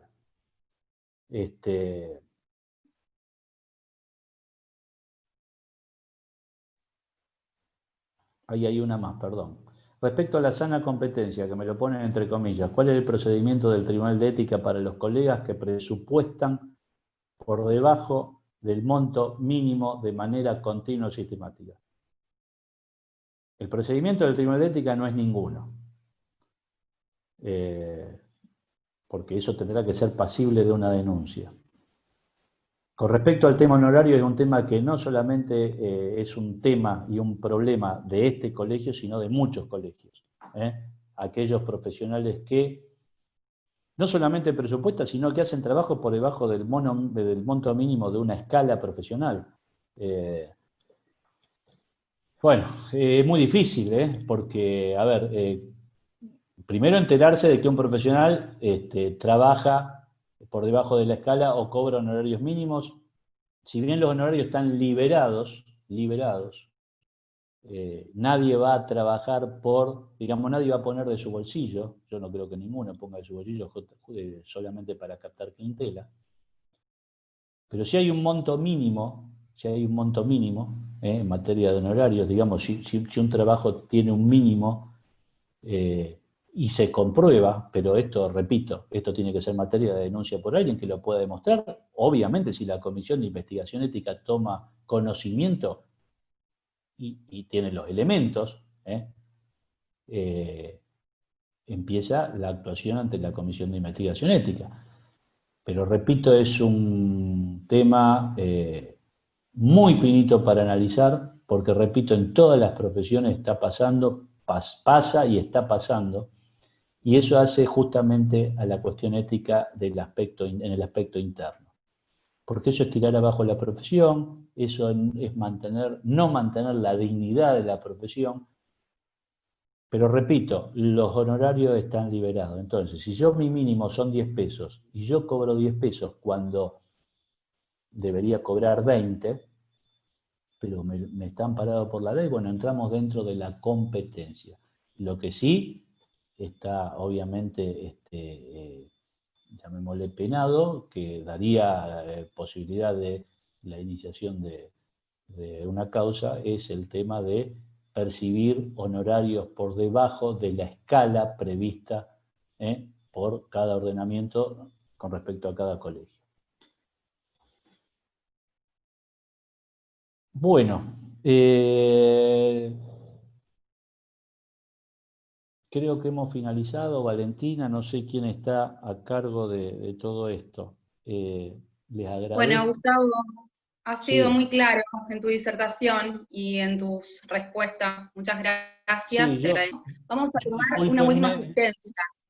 Tomen asistencia y por último lo que les digo antes de salir, discúlpenme porque por ahí estas explicaciones admiten más un ida y vuelta si estuviéramos presencial y a lo mejor poderles dar con algún ejemplo que nos ha tocado vivir, etcétera, etcétera. Pero bueno, y de todas maneras vamos a ver si en la próxima lo podemos profundizar. Bueno, muchas gracias a todos, muchas gracias señor presidente, muchas gracias a ustedes todos, Valentina, Aníbal, todos los que han colaborado con esto, y espero que en la otra oportunidad, si es en esta instancia, digamos, lo hagamos de la manera que les sirva más a ustedes, y si es presencial, mejor. Así que saludos y buenas tardes. Bueno, te agradecemos entonces, Gustavo, y damos por finalizada la primera jornada de ética y responsabilidad profesional. Gracias a todos por participar.